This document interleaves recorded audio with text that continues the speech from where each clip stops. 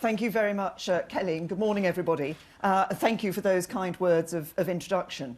I have to say, I think the Foundation for Peace is one of the finest examples of how families, communities and government can come together and, by working in partnership, respond to the issues at the heart of what I want to talk about today. I think we all remember the awful events that took place in Warrington all those years ago. The Foundation for Peace was the vision of two families who, in the face of tragedy, chose to turn grief into good. And your work with young people in helping them to see the emptiness of extremism is truly inspiring. It's also great to see today here so many others whose tireless energy is deployed working with young people to push back against the influence of extremists across the country. We meet today in the shadow of other tragic events around the world, and I want to send my sympathies and those of the government to the family and friends of Salih Adi, who was killed in the terrorist attack carried out last Wednesday in Tunisia. As events in Tunisia and elsewhere around the world show, the threat we face from terrorism and extremism is changing almost by the day. That is why, last October, I announced that the Home Office was for the first time taking responsibility within government for developing a completely new counter-extremism strategy. This strategy aims to tackle the whole spectrum of extremism, violent and non-violent, ideological and non-ideological, Islamist and neo-Nazi, hate and fear in all their forms. The strategy is based on the belief that the response to extremism must come from the whole of government and it must be delivered by all agencies. But it also recognises that neither government nor civil society can do this alone. We must form a new and real partnership between individual people, families, local communities, internet companies, government and civil society as a whole to defeat the extremists. So today I want to talk to you about what we will need to do to defeat extremism in Britain, what our new strategy will deliver, and how we build the partnership we will need to prevail. The starting point of the new strategy is the emphatic rejection of the misconception that in a liberal democracy like Britain, anything goes. The belief that living in a society like ours means there aren't really any fundamental rules or norms. Instead, the foundation stone of our new strategy is the proud promotion of British values. These values, such as regard for the rule of law, participation in and acceptance of democracy, equality, free speech and respect for minorities, are supported by the overwhelming majority of British people. They're sustained by our most important local and national institutions. And they are the means by which we have made our multiracial, multicultural and multi-religious society succeed. They are the values that unite us.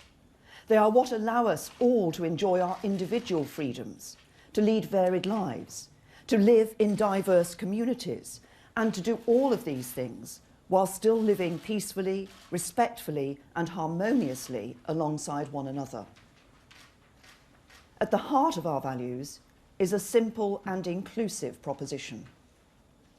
Everybody living in this country is equal, and everybody is free to lead their lives as they see fit. We're free to practice any faith, follow any religious denomination, or ignore religion altogether. We're free to wear whatever clothes we choose. We're free to establish our own faith schools, give our sons and daughters the best education possible. We're free to build our own churches, temples and mosques and worship freely. But in a pluralistic society like ours, there are responsibilities as well as rights. You don't only get the freedom to live how you choose to live, you have to respect other people's rights to do so too. And you have to respect not just this fundamental principle, but the institutions and laws that make it possible. Democracy, equality, freedom of speech, the rule of law, and respect for minorities. The overwhelming majority of people in Britain accept and positively cherish this proposition. We choose to live here, Immigrants come to live here, and many millions of people around the world dream of building a life here precisely because we have a free society, diverse communities, and pluralistic values. And the reality of those values is far superior to anything the extremists have to offer anybody. Where they seek to divide us, our values are what unite us. Where they seek to dictate, lecture, and limit opportunity, our values offer young people hope and the chance to succeed. The extremists have no vision for Britain that can sustain the dreams and ambitions of its people. Theirs is a negative, depressing, and in fact absurd view of the world, and it is one we know that in the end we can expose and defeat. But there is increasing evidence that a small but significant number of people living in Britain, almost all of whom are British citizens, reject our values. We've seen the Trojan horse plot to take over state schools in Birmingham, some concerns about religious supplementary schools, widespread allegations of corruption, cronyism, extremism, homophobia and anti-Semitism in Tower Hamlets, hate speakers invited to speak at British colleges and universities, segregation by gender allowed at universities and even endorsed by Universities UK, charities and the generosity of the giving public abused by extremists, examples of Sharia law being used to discriminate against women, thousands of honour crimes committed every year, and hundreds of British citizens who've travelled to fight in Syria and Iraq. Recorded hate crime has risen every year since records were first collected in 2008. According to the Community Security Trust, the number of anti-Semitic attacks in Britain has more than doubled in the last year, and at 1,168, it now stands at the highest on record. According to Tell Mama, a charity that records anti-Muslim attacks in Britain, there are hundreds of incidents every year, including arson attacks on mosques and threats against worshippers. It's clear from these examples that extremism can take many forms. It can be ideological, or it can be driven by social and cultural norms that are contrary to British values and quite simply unacceptable. We've been clear all along that the government's counter-extremism strategy must seek to defeat extremism in all its forms. But it's obvious from the evidence that the most serious and widespread form of extremism we need to confront is Islamist extremism.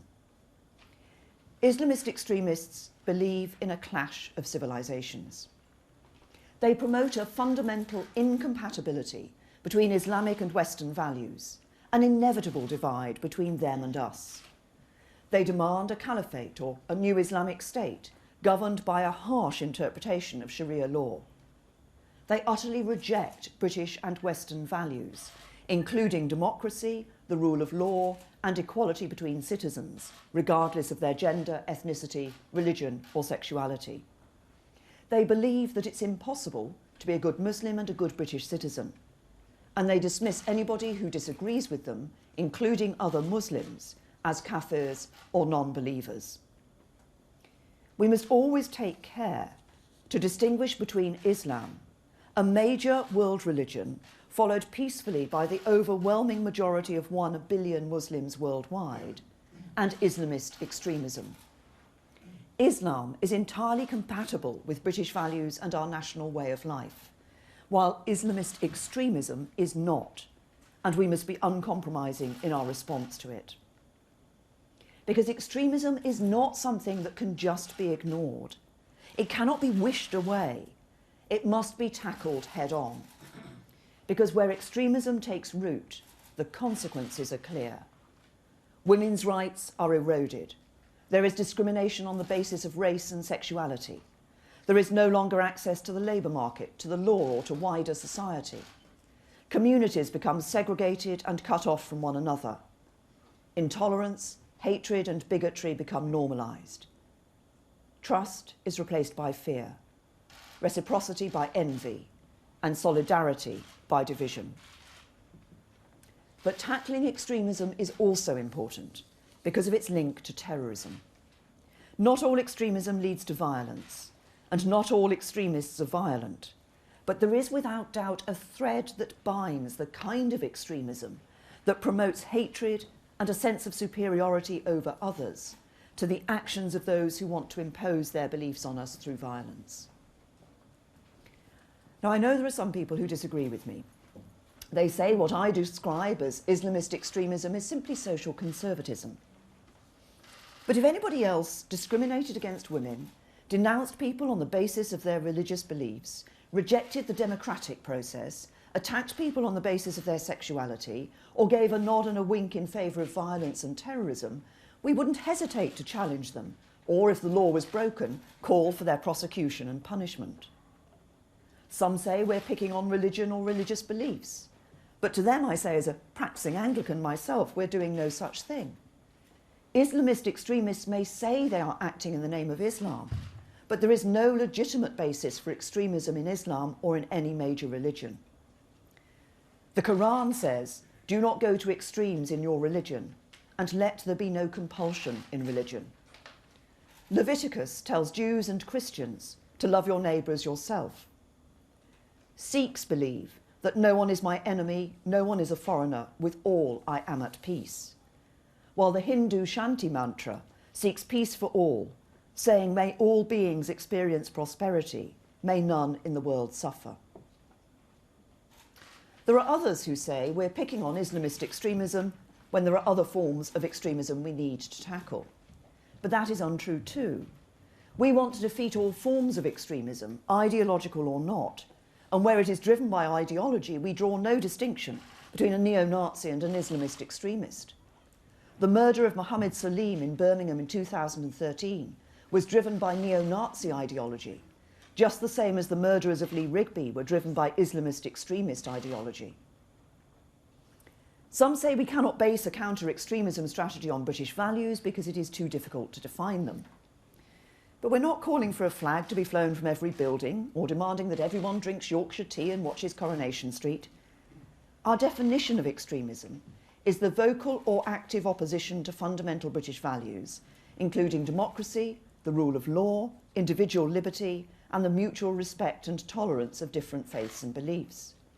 And we regard calls for the death of members of our armed forces as extremist behaviour. This is a limited, practical and inclusive definition, and I challenge anyone to say it is unreasonable. Others imply that promoting British values is somehow narrow-minded or jingoistic. But British values are open, inclusive and pluralistic. And we must promote them, not just because we are proud of them and because they form an important part of our identity, but because we know they are the means by which a multiracial, multicultural and multi-religious society can function. Because our values haven't just sprung out of nowhere. They've evolved over centuries in response to our political, cultural, religious and intellectual history. We believe in religious freedom because the alternative is conflict and bloodshed. We believe in democracy because the alternative leads to the arbitrary abuse of power. We believe in equality because the alternative is discrimination and suffering. We believe in our values because they are what makes a successful society. Other critics say it's all too complicated. Attitudes are too deeply ingrained, that actually what we regard as extreme, lots of people find quite appealing, that so long as people don't turn violent, we should just put up with behaviour we don't very much like. To these critics, we must say emphatically, no. We know there is a link between non-violent extremism and violent extremism. We know how people suffer when extremism flourishes. We know people from all walks of life want to be free to lead their lives as they see fit. And I'm not prepared to write off any British citizen as if they deserve fewer rights than the rest of us just because of where they're born, who their parents are, or what religion they happen to have. And neither should anybody else. And if it's so difficult to deal with extremism, imagine what the country would have been like if our political leaders had taken the same defeatist approach to racism. As Britain began to become a more multiracial, multicultural and multi-religious country, political leaders took concerted action to prevent racial discrimination and make racist attitudes socially unacceptable.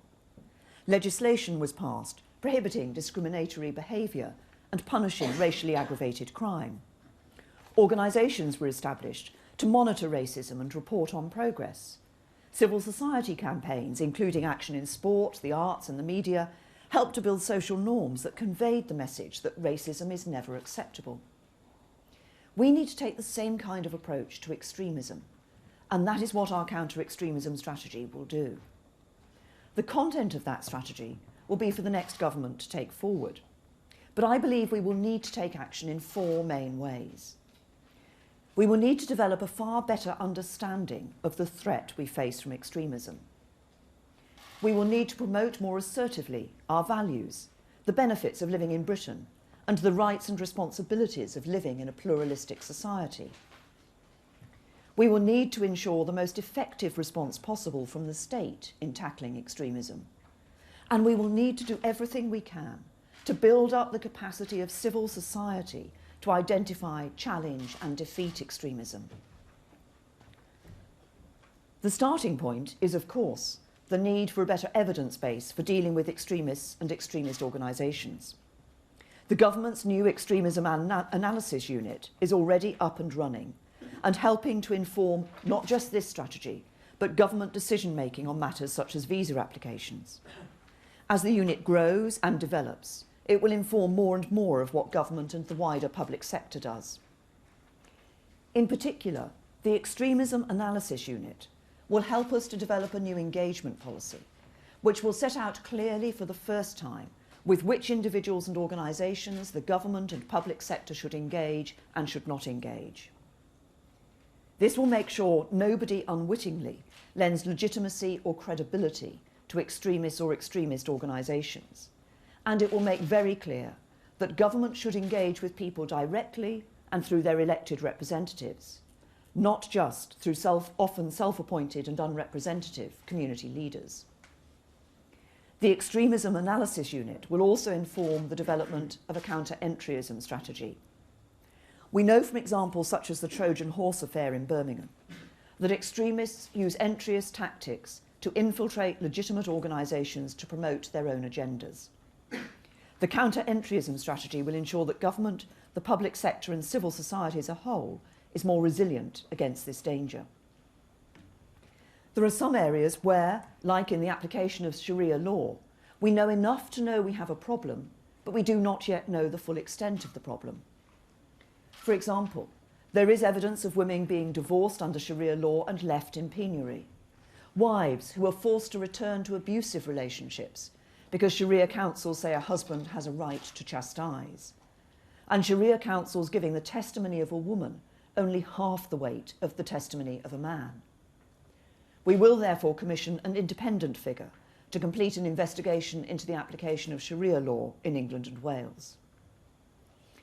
If we want to put British values at the heart of the counter-extremism strategy, we need to make sure that every single person living in the UK is fully aware of the rights and responsibilities of living in a pluralistic society. We will therefore develop a positive campaign to promote British values and show clearly the opportunities they bring. We will be more proactive in helping people from all backgrounds understand the values that drive our foreign policy and international aid work. We will promote the work of civil society organisations who every day work to defeat extremism. We will help to promote those who challenge the false and dangerous narratives propagated by extremists. And we will help young people to see the value of active citizenship and participation in society. We want to make sure the state plays its full part in defeating extremism. In particular, we will improve the resilience of institutions against extremism and empower them to fight back. In schools, we will toughen up the requirements to make sure that the identities of all governors are known to their school and the wider community. We will clarify the rules to make it clear that governors should only serve on more than 2 governing bodies in genuinely exceptional circumstances. And we will establish a national database of school governors held centrally by the Department for Education. Outside the state sector, we will initiate a review of supplementary schools, which at present are unregulated and not inspected, to protect children from extremists. And we will take similar action in other institutions and sectors. We will review and reform the governance and inspection arrangements for further education colleges. We will make sure that major state employers, such as the NHS, have robust procedures in place to identify extremism and deal with it. We will publish a clear framework which will set out the circumstances in which central government should intervene when councils fail to respond to extremism or have been infiltrated by extremists. We will commission Her Majesty's Inspectorate of Constabulary to conduct an all-force inspection of the police response to honour crimes, female genital mutilation and forced marriage. We will require police forces to record anti-Muslim crimes as well as anti-Semitic crimes. And we will create new extremism officer positions in prisons to deal with extremist prisoners and prison gangs. We also want to make sure that the immigration system is as strong as it can be when it comes to preventing foreign extremists doing damage here in Britain. We will therefore conduct a full review of citizenship law to make sure successful applicants for citizenship respect British values. We will expect people coming to Britain on time-limited visas to sign a declaration saying they will respect British values while they are here. We will create new powers to refuse or remove licences to sponsor visa applications from people or institutions that promote extremist views or knowingly and without challenge host extremist speakers. We will refuse asylum to extremists who pose a threat to national security. And we will, through the immigration rules, require all foreign religious workers in pastoral roles to speak English. Government alone cannot defeat extremism, so we also need to do everything we can to build up the capacity of civil society to identify, confront and defeat extremism wherever we find it. We want to go further than ever before in helping people from isolated communities to play a full and fruitful part in British life. We plan a step change in the way we help people to learn the English language. There'll be new incentives and penalties, a sharp reduction in funding for translation services, and a significant increase in the funding available for English language training. We will learn from the successful Troubled Families programme by creating a similar place-based, multi-agency, single-pot funding model called the Helping Isolated Communities programme. Starting with the most isolated communities, this will include training and skills projects, help for women to get into work, mentoring schemes, interfaith projects, getting school pupils mixing with children from other backgrounds, and intensive English language training. We will deny extremists the opportunity to spread their messages of hate by introducing banning orders for extremist groups that fall short of existing terrorist prescription thresholds. We will introduce extremism disruption orders, civil powers to be used against individual extremists who incite hatred. And we will introduce closure orders for premises that are owned or occupied by extremists or are used to host extremist meetings or speakers. When we decide whether to impose a banning order on an organisation based in this country, we will take into account the conduct of any organisations to which they are affiliated overseas. We will seize the opportunities provided by the internet to promote British values. We will support civil society organisations who want to fight back against extremism online. We will work with our international allies and seek a partnership with social media companies and communications service providers to deal with extremist content online. And we will review Ofcom's remit to make sure it has the right responsibilities and the right powers to take action against extremist broadcasts. We will bring in new powers for whistleblowers and a new extremism community trigger. This will allow members of the public to demand action if the police fail to investigate hate crime or other extremism-related offences. And it will allow them to demand a response from the relevant inspectorates if they have concerns about extremist behaviour in a particular institution. The approach that I have set out today includes some bold proposals and asks some searching questions. Questions that, to be frank, have probably not been asked in the past for fear of being insensitive. But what must not be lost amongst those difficult questions is that at the centre of this strategy is the same open, inclusive and pluralistic proposition that is at the centre of our national values. Everybody in our country is equal and everybody is free to lead their lives as they wish. But our society does not just confer rights, it demands responsibilities of us too. You have the freedom to live how you choose to live, but you must also respect the freedom of others to live how they choose to live. That, I believe, is one of the most important reasons why this country is the best in the world to live in, whether you are Christian or Muslim, Hindu or Sikh, Jewish or of no religion at all, whether you're black or white, male or female, gay or straight. So I want to end by saying this. In developing the strategy I've described today, we're saying we want to form a new partnership, a partnership consisting of every single person and organisation in our country that wants to defeat the extremists. Government cannot act alone. Individual people, families and whole communities need help, and those of you fighting the extremists deserve our support. So my invitation is clear. Come and join that partnership. If you join us, we will do everything we can to help you. We will help you to stand up to the extremists by denying them the opportunity to spread their messages of hate and division. For too long, we have let the extremists define the them and us, telling young people that they cannot be a good Muslim and a good British citizen. I want this partnership to reclaim that debate. We, the us, will form a new partnership and show them that we want nothing to do with their hatred, bigotry and ignorance. This partnership will reclaim the debate from the extremists. This partnership will empower those who want to celebrate our values and defeat ignorance. This partnership will be a living testimony to show all that we can achieve together, how we are united, bound together by our values, a bond that will always prove stronger than any of the false and dangerous narratives dreamt up by our enemies. But to those people who do not want to join this new partnership, to those who choose consciously to reject our values and the basic principles of our society, the message is equally clear. The game is up.